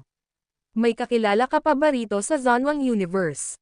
"Hindi," sagot ni Joseph Dale, "naglalakbay lang ako sa Sansinukob, nang-aakit ng mga babae, gumaganap bilang emperador, gumaganap bilang makata, gumaganap bilang eskrimador, pagiging karpintero, nagnanakaw ng mga balo, at nanliligaw sa mga babae." "Ang galing mo," nag-thumbs up si Yusuf Zok. "Pampalipas oras lang, may bansa dyan, yung bituin na yun di kalayuan, ako ang emperador doon, kapag busog na tayo, dadalhin kita sa palasyo ko para magsaya, magagawa mo ang gusto mo sa mga babae ko, pwede pa kitang pahintulutan na umupo sa upuan ng emperador, dahil lang gusto kita, di ba? Hindi na kailangan yan, wala akong ganyang interes." Paulit-ulit na ikinakaway ni Yusuf Zok ang kanyang mga kamay. "Oo, pero huwag kang mag-alala, pwede kang makipaglaro sa mga babae ko, hindi ko hahawakan ang sa iyo, hindi ako ganoong klaseng tao, asawa ng kaibigan ko, hindi ako pwedeng sumakay, sakyan mo ang akin, pero hindi ako pwedeng sumakay sa iyo." Lalong nalito si Yusuf Zok sa mga sinasabi niya at medyo natakot siya dahil bigla niyang napagtanto na hindi lang pala medyo mahina ang lalaking ito, kundi may kakaiba talaga sa pag-iisip, baliw kaya ang lalaking ito. Hey, sa totoo lang, inagaw ko ang upuan ng emperador, direktang pinatay ang kasalukuyang emperador, at idineklara ang sarili kong pinuno, kinuha ang harem, kaya hindi naman akin ang mga babaeng iyon, parang naglalaro lang. Isang buwan na akong emperador at tama na, 2 taon na akong hindi bumabalik. Muling nawalan ng malay si Yusuf Zok. "Ah, nga pala, sabi mo nagpa-practice ka sa Blue Light Universe kanina. May paraan ka ba para makapasok sa Blue Light Universe? Bro, pakiusap, tanggapin mo na ako, gusto kong makipag-agawan sa babaeng kinakasama ng matandang hari ng demonyo, natutuwa pa lang ako kapag naiisip ko pa yan." Oh. Nagliwanag ang mga mata ni Yusuf Zok, posible iyon, pero, 9 na araw pa mula ngayon. Ang video na ito ay edited by Urban Storytelling. Kabanata 1778 hindi naganap ang asambleya ng Whoosh. Wala nang ibang mapupuntahan si Yusuf Zok, babalik naman siya sa Blue Light Universe sa loob ng 9 na araw dahil kailangan niyang isama sina Kenji May at Aubrey Gould, kaya nanatili na lang siya. Pumayag din siyang isama si Joseph Dale sa Blue Light Universe sa loob ng 9 na araw. Dahil gusto ng lalaking ito na gumawa ng kalokohan, hayaan mo na lang siya. Total, gusto niyang mangakit ng mga babae sa ilalim ng hari ng demonyo, wala naman sa pakialam si Yusuf Zok, kaya hindi masamang ideya na isama siya para sa isang kalokohan. Isa pa, kakaiba si Joseph Dale. Hindi na nagtatanong kung bakit kinailangan pa nilang maghintay ng 9 na araw. Nakipag-ayos pa siya kay Yusuf Zok ng 20 at pagkatapos ay pumunta sa ibang kwarto para magsaya kasama ang kanyang nagpapakilalang pinakamagaling sa mundo. Sa kanyang mga salita, siya ang nag-host, kaya hindi dapat maging magalang si Yusuf Zok. Gayunpaman, si Yusuf Zok ay may 3 walang kapantay na maliliit na demonyo sa bahay, kaya paano siya magiging interesado sa mga patutot? Kaya, nanatili siyang nakaupo sa silid buong gabi. Bago magbukang liwayway kinabukasan, Tuwang-tuwa si Yusuf Dale na tumakbo papasok sa kwarto ni Yusuf Zok nang hindi ko makatok at sumigaw, sa inaasal mo, hindi tayo pwedeng magsaya ng magkasama. Nagayos ako ng dalawa para sa iyo, at hindi ka man lang nag-enjoy. Takot ka ba sa lason o minamaliit mo ba ang kapatid mo? Asawa ko ang namamahala sa akin, kaya hindi ako maglalakas loob. Bulong ni Yusuf Zok.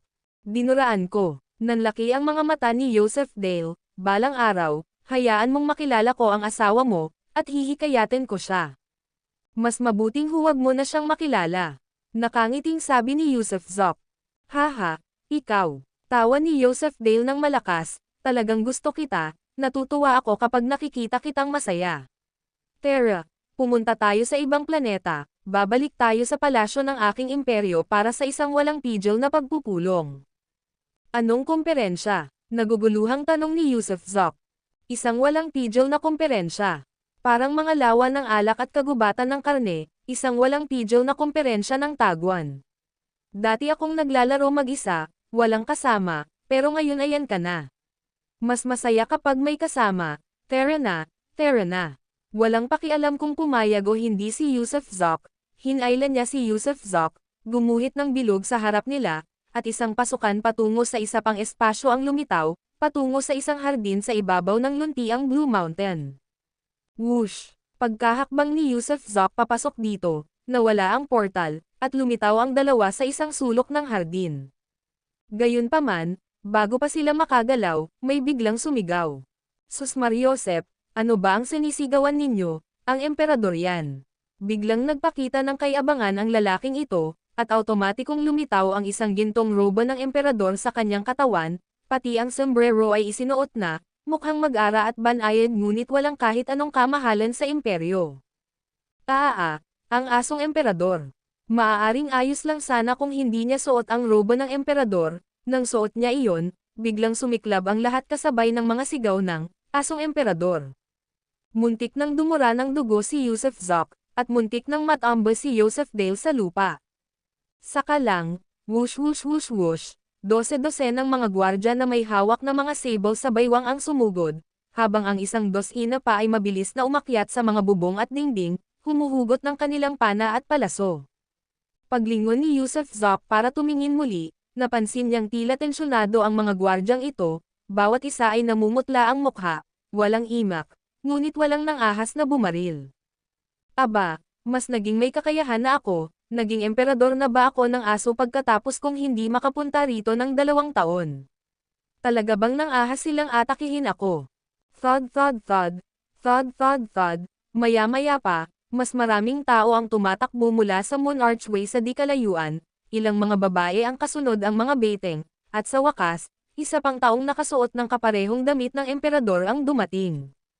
Sus Mariosep, naaga na ako sa pwesto. Nababahalang bulalas ni Yusuf Dale. Ang nakasuot ng robo ng emperador ay isang lalaking nasa edad 20, namumutla ang mukha, at maging ang mga braso niya ay hindi mapigil ang manginig. Kasabay ng isang plop, isang nakakatawang eksena ang naganap, ang batang emperador ay lumuhad sa harap ni Yusuf Dale. Lumuhad din ang lahat ng iba pang mga gwardya, lahat ng mga alipin sa palasyo, mga kerida, at iba pa. Pinag-cross ni Yusuf Zok ang kanyang mga braso, nasisiyahan sa palabas. Kung ang isinumpang si Yusuf Dale ay hindi napatalsik sa loob ng 2 taon mula sa imperyong kanyang narating sa pamamagitan ng pag-agaw ng kapangyarihan, kakaiba sana ang nangyari. Yusuf, Senior Yusuf, Lolo Yusuf, Ninunong Yusuf, banal na matatanda, nagmamakaawa ako sa iyo, anuman ang gusto mo ay ibibigay ko sa iyo, huwag mo lang pahirapan ang imperyo ko. Wala man lang akong ginawa, ang gusto ko lang ay maging emperador. Bakit ako aalis ng 2 taon at ikaw, batang Aztec, ang magiging emperador? Paliwanag ni Yusuf Dale kay Yusuf Zok, ang ama niya ang emperador dito dati, Sus Mariosep, tinangka akong patayin ng tatay niya, kaya pinatay ko siya. Hindi ko naman pinatay ang buong pamilya niya noon, kaya hindi ko rin pinatay ang batang ito. Sino ang mag-aakala na aagawin ng batang aalipin na ito ang trono ko? Hindi ganoon ang dating, hindi ganoon ang dating. Galit na ikinumpas ng batang emperador ang kanyang mga kamay, umalis kayo ng walang paabi, At hindi namin alam kung saan kayo nagpunta. Isang buwan namin kayong hinintay, hindi kayo bumalik, isang taon kayong naghintay, wala pa ring nababalik. Hindi kayang mabuhay ng walang pinuno ang isang bansa, kaya ako ang piniling pamahalaan ang bansa, lalo na't mayroon kaming mga dayuhang kaaway, sisirain kami ng kaguluhan. Sige, sige, naiintindihan ko, hindi ka naman nakipaglaro sa mga kerida ko, di ba? Wala akong interes na magpakasal sayo. Naiinip na ikinumpas ni Joseph Dale ang kamay. Hindi ako nang ahas, hindi ako nang ahas. Desperadong umiling ang bagong emperador. Sige, ayoko nang maging emperador. Tawagin mo lahat ng aking mga kerida at ang iyong mga kerida sa hardin na ito, walang ibang pinapayagang pumasok. Gusto kong magdaos ng isang walang pidgel na, hehe, bakit ko naman sasabihin sa iyo, gawin mo na lang. Kapag natapos ko na ang komperensya, aalis na ako, hindi ako mananatili ng higit sa 8 araw. Hindi na ako babalik para makipagkompetensya sa trono kasama mo sa hinaharap, maaari ka nang magpatuloy bilang emperador. Naging berde ang bagong emperador nang mabanggit ang walang pidgel na komperensya, lalo na kung may kinalaman dito ang kanyang mga bagong kerida at ang mga luma. Ngunit hindi siya nang ahas na tumanggi, dahil alam niyang kung gagawin niya iyon, mawawala sa kanya ang lahat. Kaya, ipinikit ang kanyang mga mata sa matinding paghihirap, oo, ako na ang bahala. Teka lang, doon na hindi na nakatiis si Yusuf Zok, hindi tamang apihin ang mga tao sa ganitong paraan, masyadong sobra ang mga kalokohan ni Joseph Dale. Anong kailangan mo? Sinama ni Joseph Dale ng tingin si Yusuf Zok.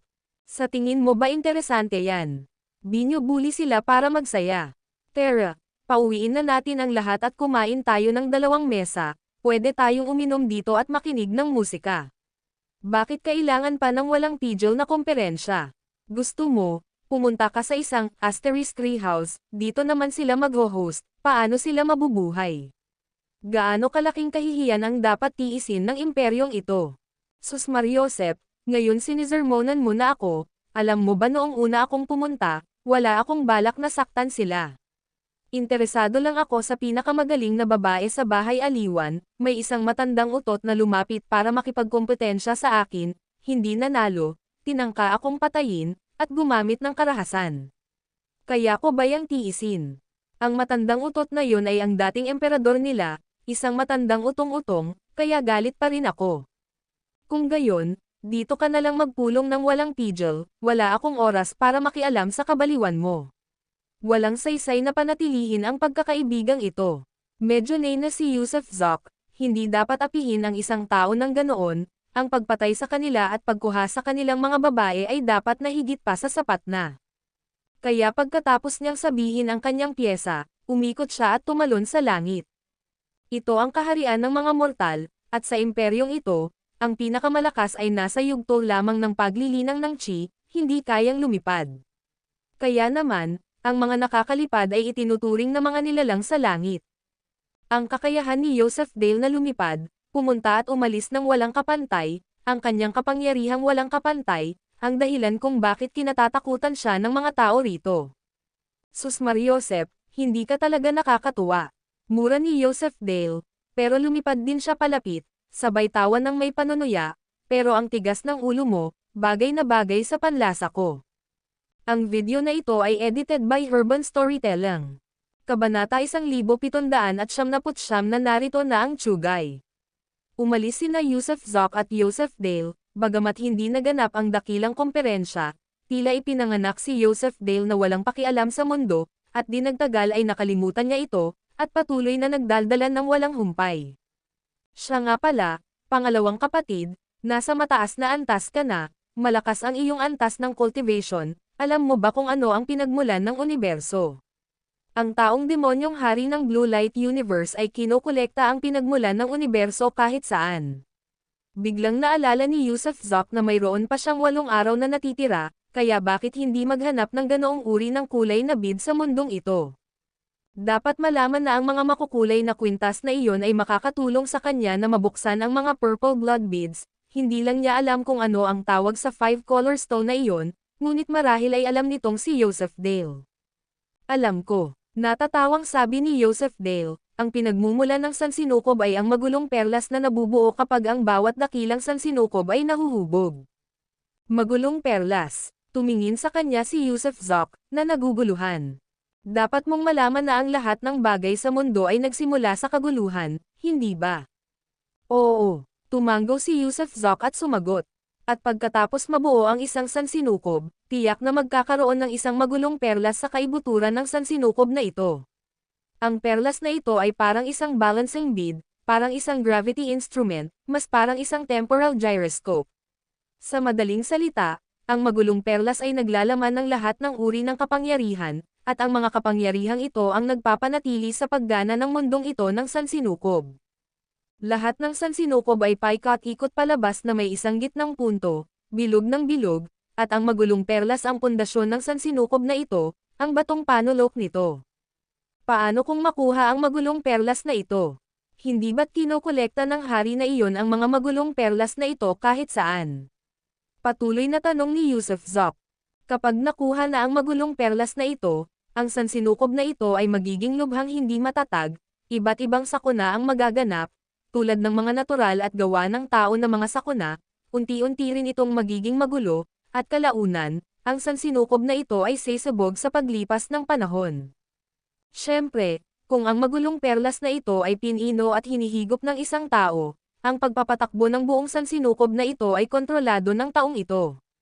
Kung sasabihin ng taong ito na dapat bumaliktad ang oras ng sansinukob na ito ay babaliktad, kung sasabihin ng taong ito na dapat manganak ang mga tao ay mangganganak.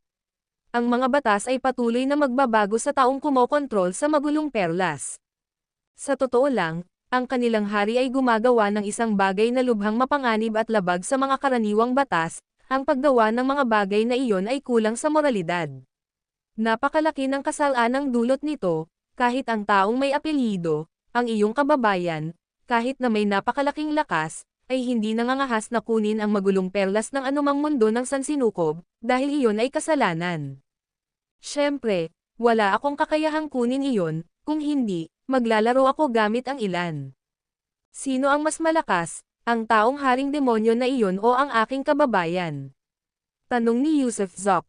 Noong una, tiyak na kababayan mo iyon, dahil hawak niya ang pinto ng kabilang baybayin sa kanyang puso, niyakap niya ang kabilang baybayin ng mundo.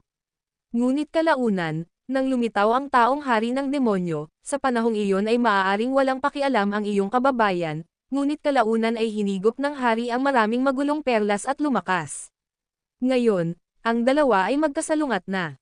Posible kayang may isang nilalang na mas malakas pa sa kanila. Pagpapatuloy ni Yusuf Zok. Hindi maaaring mangyari iyon. Silang dalawa ang pinakamataas na kapangyarihan sa mundong ito, kahit 5 hanggang 5, wala nang ibang nilalang na mas malakas pa sa kanila. Oh, tumanggo si Yusuf Zok. Hindi rin niya inaasahan na ang taong demonyong hari na iyon ay magiging ganito kalakas. Siya nga pala, nakolekta na ba ang magulong perlas ng Zonwang Universe na ito? Biglang tanong ni Yusuf Zok. Hindi, pero mas mabuting huwag kang magulo. Sinasabi ko sa iyo, hindi kayang hawakan ng iyong mga kakayahan ang bagay na iyan, at ito ay isang seryosong pagkakasala, kulang sa moralidad. Kapag ginawa mo ang ganoong gawain, papatayin kita. Hindi. Ayoko. Agad na umiling si Yusuf Zok, ang mga ganitong gawain ay talagang hindi moral.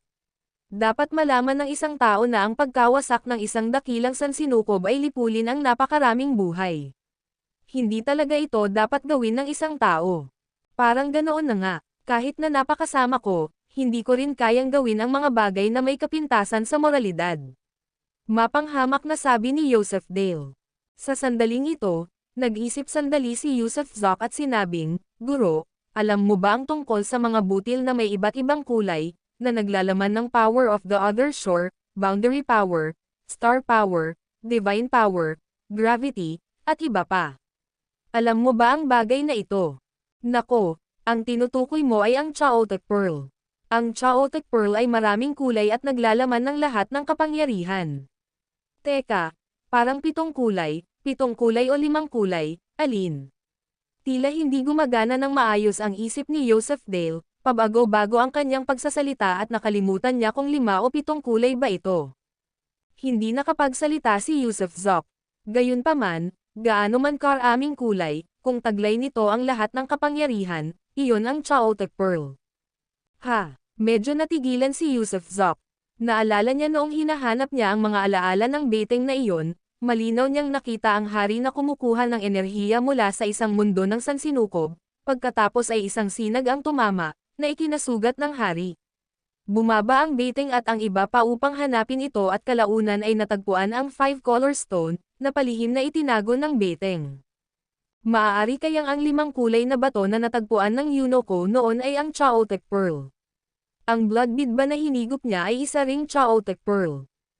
Ano, nakita mo na ba ang Chaotic Pearl? Kumunat ang noo ni Joseph Dale. Hindi, pero gusto ko sanang makita. Bakit hindi na lang tayong dalawa pumunta sa magulong perlas ng Zanwang Universe na ito? Panghihikayat ni Yusufzok. Huwag mo nang isipin yan. Isa pa, napaka-misteryoso ng Chaotic Pearl, hindi natin ito mahahanap. Nako, huwag na lang. Nagkibit-balikat si Yusufzok. Gusto lang sana niyang kumpirmahin, pero dahil hindi sumang-ayon si Joseph Dale, hindi na kailangang kumpirmahin pa. Gayunpaman, siya rin ay nalilito. Kung talagang kailangan ng blood bead ang Chaotic Pearl, ano ang dapat niyang gawin? Lalamunan ba niya ang Chaotic Pearl para sakupin ang isang mundo ng sansinukob o hindi? May mali. Habang nag-iisip si Yusufzok, bigla siyang nagkaroon ng kislap ng kaisipan. Ayon sa paliwanag ni Joseph Dale, kung ang Chaotic Pearl ay lalamunan o pinuhin, kung gayon ang taga-dalisay ay maaaring kontrolin ang isang mundo ng sansinukob. Pero nasipsap na niya ang Chaotic Pearl, pero hindi niya naramdamang kontrolado niya ang kahit anong mundo ng sansinukob. Siguro hindi, baliw itong lalaking may apelyidong Dale, walang katuturan. Kung paniniwalaan ko lahat ng sinasabi niya, isa akong tanga. Sumulyap si Yusufzok kay Joseph Dale, na ang mga mata ay talagang nanliliwanag, yung tipong baliw. Bakit mo ako tinitingnan? Anong masamang ideya ang naiisip mo? Nakatitig si Joseph Dale nang mahuli niyang palihim na nakatingin sa kanya si Yusufzok. Wala, pupunta sana kami. Habang nagsasalita si Yusufzok, biglang nanigas ang kanyang katawan, nang inig din si Joseph Dale, at pagkatapos ay sabay na tumangala ang dalawa sa langit. Kasabay ng tunog ng hagong, biglang bumukas ang isang portal sa itaas ng dalawa, kasunod ang isang anino na lumitaw sa portal. Sumaryosep, Sumaryosep, Sumaryosep, Chu. Anong ginagawa mo? Anong ginagawa mo? Umalis ka. Hindi kita makikipaglaro. Nagsimulang manginig si Joseph Dale, takot na takot sa lalaking Chu na ito, dahil ang makitang Chu na ito ay magdadala ng malas. Napasinghap din si Yusufzok. Itong si Chu, ang kababayan niya, isang pangunahing power boss sa sansinukob, isang walang kapantay na figure na kapantay ng hari sa buong langit at lupa. Dumating na siya. Siyempre, isa itong energy avatar, na direktang bumababa. Ang video na ito ay edited by Urban Storytelling. Kabanata 1800 ang pangalan niya ay Demi Garrett. Ang lalaking ito na may apelyidong Chu, noong unang panahon, ang numero 1 sa malawak na sansinukob na ito, ngunit kalaunan, matapos lumitaw ang isang hari, pareho na silang nakapagbahagi ng atensyon. Nakita ni Yusufzok ang taong ito mula sa malayo sa pamamagitan ng pintuan ng espasyo-panahon. Ang taong ito ay mukhang bata, may napakaputi at malinis na anyo, at ang kanyang mga titig ay napakalinaw. Tinipon niya ang kanyang mga energy avatar, ngunit bahagya niyang naramdaman ni Yusuf na kahit na mga energy avatar ang mga ito, hindi niya maaalis ang mga ito. Isa lamang itong likas na pakiramdam na nagmumula sa kaibuturan ng kanyang puso. Parang may natapakan si Joseph Dale, tila takot at nangangatog. Siyempre, ang takot niya ay hindi ang mapatay kundi ang malas dahil lang sa makita siya. Hindi gumalaw si Yusuf at itinoon lamang ang kanyang mga mata sa taong ito, dahil hindi niya maintindihan kung paano biglang lumitaw ang taong ito at kung paano niya nagawang ikulong ang kanilang sarili at si Joseph Dale, na direktang dumarating.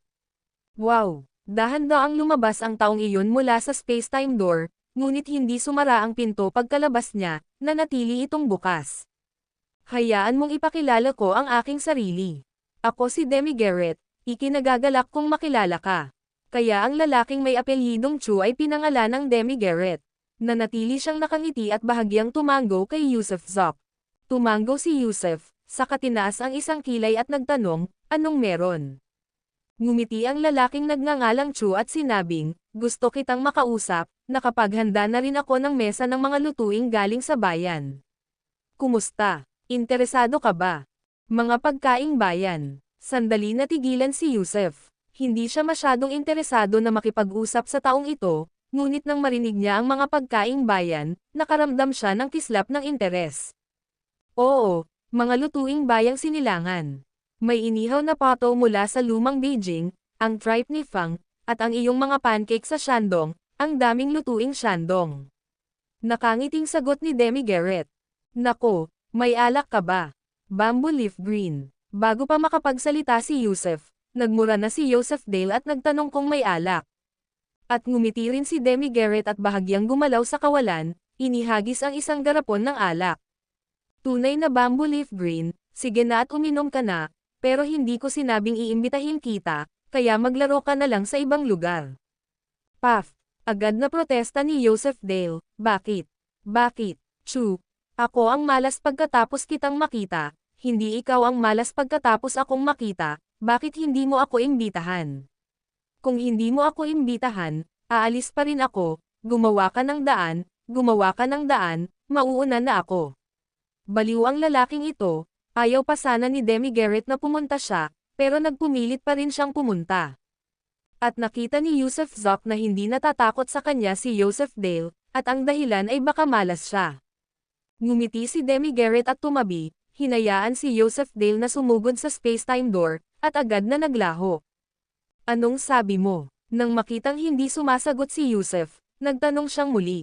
Sige, salamat, maraming taon na rin mula nang huli akong makakatikim ng mga lutuing bayang sinilangan. Pinagsalikop ni Yusef ang kanyang mga kamay ng may pasasalamat. Pakiusap, magalang na sumenya si Demi Garrett. Pakiusap, gumanti si Yusef ng paggalang, pagkatapos ay naglakad patungo sa pintuan ng espasyo-oras. Wow! Pagkatapos niyang humakbang papasok sa space-time door, agad na nagbago ang lahat, sa loob ng isang iglap, natagpuan niya ang sarili sa tuktok ng isang bundok na may banayad na panahon at masiglang kalikasan. Sa tuktok ng bundok ay isang mesa ng 8 immortal na may 3 patong ng mga putahe, maraming lutuing Shandong at Beijing, pati na rin ang Erguoto, Maotai, Jananchan, at iba pa. Gayunpaman, bukod sa mesa at kay Yosef Dale, na nakaupo na at kumakain ng masigla, wala nang iba. Ang taong nagngangalang Demi Garrett ay umatras din at nakangiting nagsabi, si Yosef Dale ay medyo nakakabaliw at may mga problema sa pag-iisip, huwag mo siyang seryosohin. Ikaw ang baliw. Ganti ni Yosef Dale na puno ng pagkain ang bibig habang umiikot ang mga mata. Haha, magkapatid tayo, paliwanag ni Demi Garrett. Nakita rin ni Yusef na talagang kakaiba ang kanilang relasyon. Sino ang kapatid mo? Libre lang akong kumakain at umiinom, hindi ako nagiging kapatid mo. Tumanggi si Yosef Dale na gumanti ng anumang mabuting kalooban. Hindi siya pinansin ni Demi Garrett at sinenyasan si Yusef na umupo si Yusef, dumampot ng isang malaking sibuyas Bombay, isinawsaw ito sa sarsa, at ginulo ito para maging pancake. Dahil matagal na siyang hindi nakakain ng ganoong pagkain, labis siyang nagutom nang makita ito. Masarap, ang sarap talaga. Sabi ni Yusef, sabay hinga ng isang buong pancake, saka kinuha ang isang bote ng Hongxing Erguoto at ininom lahat, ramdam ang maalab na alak na dumadaloy mula sa kanyang lalamunan papunta sa kanyang tiyan, na nagpapakulo sa kanya sa kaba. Gayunpaman, nanatiling kalmado si Demi Garrett, hinayaan siyang maglasing at uminom ng malaya kasama si Yosef Dale. Kumain ng masigla si Yusef sa pagkaing ito, at ang 3 patong ng mga putahe ay tuluyan niyang inubos at ni Yosef Dale, walang natirang alak. Pwede ka nang tumakbo. Nakita ni Yusef si Yosef Dale na dinudurog at pinupunasan ang bibig, saka ikinumpas ang kanyang mga manggas, dahilan para maglaho ng walang bakas si Yosef Dale. Ganyan kalaki ang pagpapakita ng mga banal na kakayahan na nag-iwan kay Yusef ng pagkamangha at tuwa, dahil si Yosef Dale ay hindi rin ordinaryong nilalang. Ano ang gusto mong sabihin? Pagkatapos mong kumain, hindi ako yung tipo ng taong tatanggi sa tulong, kaya kahit anong maitulong ko sa iyo, natural lang na gagawin ko. Prangka si Yusef, Total magkababayan naman sila. Kahit hindi sila magkakilala, mas mabuti pa rin ang magkaroon ng isa pang kaibigan kaysa sa magkaroon ng isa pang mabigat na kaaway. Hindi ko kailangan ng tulong mo. Napailing ang taong nagngangalang Demi Garrett habang nakangiti at sinabing, maraming taon na ang nakalilipas, ginamit ko ang Great Destiny Technique para mahulaan ang kalangitan at nakakita ng tatlong tao na hindi kontrolado ng tadhana, at isa ka sa kanila. Noon kita sinimulang pagmasdan, at noong panahong iyon, kapapanganak mo pa lang. Talaga, tinaas ni Yusef ang isang kilay, sino ang dalawa pa? Hindi mo na mahalaga kung sino sila, hinanap kita ngayon para bigyan ka ng isang pagkakataon. Bumantong hininga si Demi Garrett at sinabing, sa Blue Light Universe, lumitaw ang tatlong Celestial King, ang Demon King, ang Celestial Beast King, at ang Heavenly Demon King.